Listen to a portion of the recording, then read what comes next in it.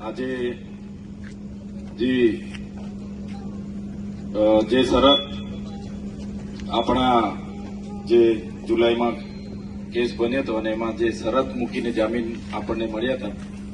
કે ડેડિયાપાડામાં પ્રવેશ બંધી હતી, ત્યારે આગળ પણ 2 વાર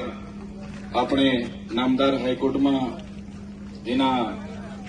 પિટિશન માટે આપણે ગયા હતા અને ત્યારબાદ પણ તે નામંજૂર થઈ અને હમણાં જ્યારે ચૂંટણી જાહેર થઈ અને ચૂંટણી જાહેર થયા એ જાહેરનામાના માધ્યમથી આપણે નામદાર હાઈકોર્ટમાં ગયા અને નામદાર હાઈકોર્ટમાં પહેલી તારીખ 17મી પડી અને પછી બીજી તારીખ આથી પડી અને આજે